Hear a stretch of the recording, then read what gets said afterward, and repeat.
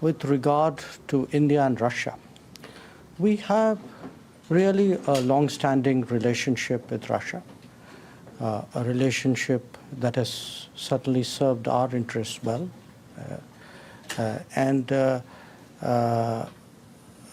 When you asked about the military equipment issue, we have, as you know, a substantial inventory of Soviet and Russian origin weapons. And that inventory actually grew for a variety of reasons. You know, the merits of the weapon systems themselves, but also because for multiple decades, Western countries did not supply weapons to India, and in fact saw a military dictatorship next to us as the preferred partner. So I think we all in international politics deal with what we have. We make judgments which are reflective of both our future interests as well as our current situation.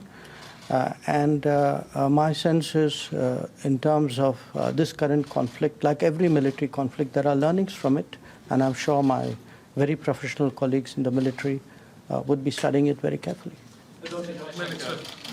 How is India's defence dependence on Russia affecting Australia's relationship with New Delhi?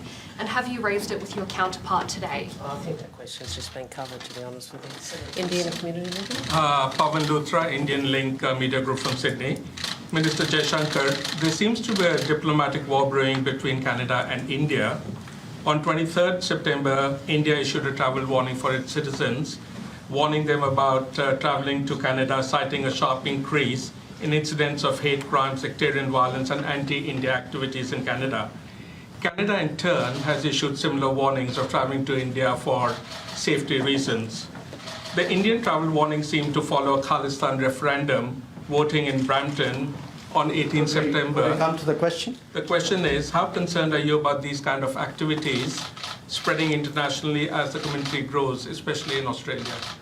No, look, I want to be very clear here. When we issue travel advisories, we issue travel advisories as a travel measure for the security and safety of our citizens. So I would urge you not to read something into a travel advisory which is beyond the advisory. What some other country does presumably reflects their thinking and their policies. As to the Khalistani issue that you have raised, you know, from time to time we have engaged the Canadian government. I have myself engaged my counterpart on this issue, and we have flagged the need to ensure that freedoms in a democratic society are not misused by forces which actually advocate violence and bigotry. So it's important, I think, for countries to understand today really how democracies should function not only at home, but also the responsibilities that democracies have to other democracies abroad.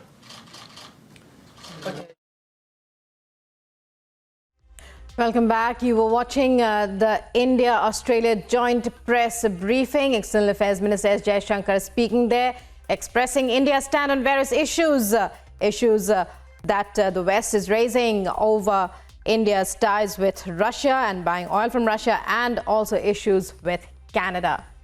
And I'm moving on to other top